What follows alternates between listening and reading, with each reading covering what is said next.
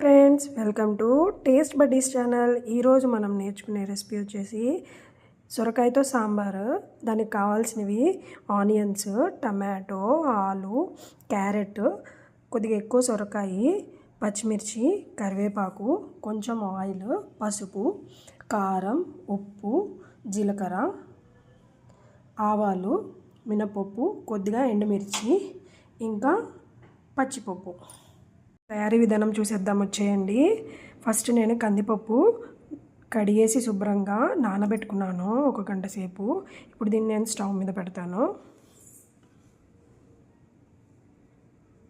దీన్ని స్టవ్ మీద పెట్టేస్తున్నాను ఫ్రెండ్స్. దీనికి 4-5 విజిల్స్కి ఉడికిపోతుంది. నేను చింతపండుని శుభ్రంగా కడిగేసి కొంచెం సేపు వాటర్లో నానబెట్టాను. మనం కందిపప్పు ఉడికిపోయేలోపు ఈ చింతపండు నానిపోతుంది. సరే ఫ్రెండ్స్, 4 విజిల్స్కి పప్పు మంచిగా ఉడికిపోయింది. ఇప్పుడు మనము దానికి కావాల్సిన మసాలా ప్రిపేర్ చేసుకుందాము. వెజిటబుల్స్ అన్నీ వేసి సాంబార్కి. సొరకాయ కోసము ప్రిపేర్ చేసుకోవడానికి స్టవ్ ఆన్ చేసేసి కడాయి పెట్టేసి కొద్దిగా హీట్ అవ్వగానే ఆయిల్ వేసేసుకుందాము.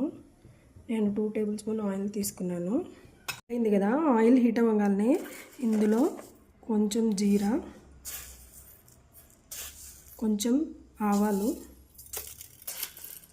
కొంచెం పచ్చిపప్పు, కొంచెం మినపప్పు వేసి కొద్దిగా ఎండుమిర్చి కూడా వేయాలి. ఎండుమిర్చి వేసి తర్వాత కొద్దిగా కరివేపాకు కూడా వేయాలి. చూసారా ఫ్రెండ్స్, తాలింపు వేగిపోయింది కదా. వేగిపోయాక ఇప్పుడు మనం తీసుకున్నవి ఆనియన్స్ మనం తరిగి పెట్టుకున్నాం కదా ముందే సాంబార్ కోసం. అందులో ఆనియన్స్, పచ్చిమిర్చి నేను ముందు వేస్తున్నాను. ఇవి 2 వేగిన తర్వాత మిగతా కూరగాయలు వేసుకున్నాము. ఆనియన్స్ పింక్ కలర్లోకి రాగానే ఇందాక నేను చెప్పడం మర్చిపోయాను, కొద్దిగా ఫ్రెష్గా నూరుకున్న అల్లం వెల్లుల్లి పేస్ట్ వేసుకుందాము. అల్లం వెల్లుల్లి పేస్ట్ కూడా వేగిపోయింది. ఇప్పుడు మనం ఇందులో ముందే కట్ చేసి పెట్టుకున్నాం కదా టమాటాలు వేసుకున్నాము.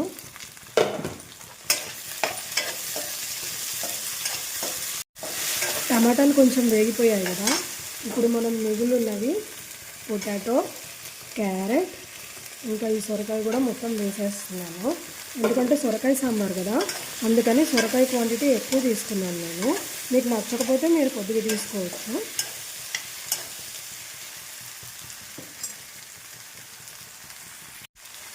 ఇప్పుడు ఇందులోనే కొంచెం పసుపు. నేను ఇందాక కందిపప్పు ఉడకబెట్టినప్పుడు నేను పసుపు వేయలేదు. నేను పసుపు ఇందులో వేస్తాను. కొంచెం పసుపు అను కొంచెం సాల్ట్ వేసేసి మూత పెట్టించి మగ్గిద్దాము. మరి మూత తీసి మనం కలుపుకుందాము, లేకపోతే ముక్కలన్నీ మాడిపోతాయి. మనం అలానే వదిలేసామంటే. ఒకసారి కలుపుకొని కిందకి పైకి మళ్ళీ కాసేపు మూత పెట్టి మగ్గించుకుందాము.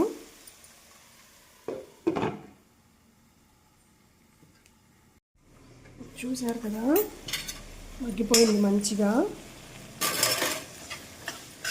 టమాటాలు కూడా మంచిగా మ్యాష్ అయిపోయాయి. ఇప్పుడు ఇందులో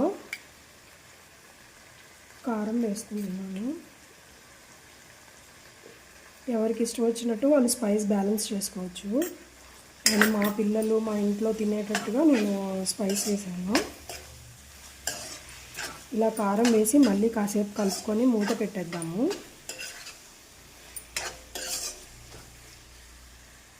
ఇప్పుడు మళ్ళీ మూత తీసి చూసుకుందాము. మగ్గిపోయింది మంచిగా. ఇప్పుడు మనం రెడీగా ఉంచుకున్న చింతపండు పులుసు ఇందులో పోసేద్దాము. ముక్కలకి పులుసు పట్టి ఇంకా బాగుంటుంది సాంబారు.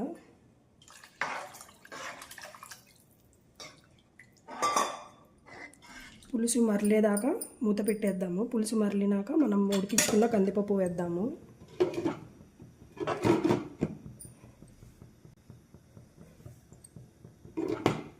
పులుసు మరలుతుంది. ఇప్పుడు మనము చూసారు కదా, పొంగు వస్తుంది మంచిగా. ఇప్పుడు మనం ఈ టైంలో ఉడకబెట్టి పెట్టుకున్నాం కదా కందిపప్పు, దాన్ని పులుసులో వేసేద్దాము.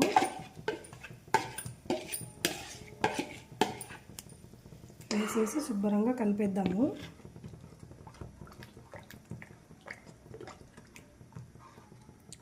కలిపేసి ఒక 2 మినిట్స్ మూత పెట్టి మరలిద్దాము మంచిగా.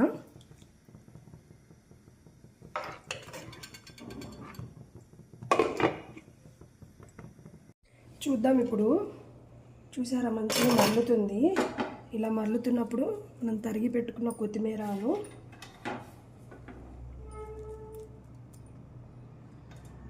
కొంచెం బెల్లం ముక్క వేస్తున్నాను నేను, స్పైస్ అండ్ పులుపుని బ్యాలెన్స్ చేయడానికి.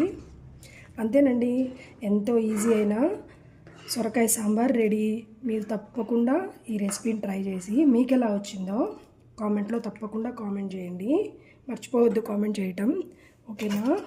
Thank you for watching.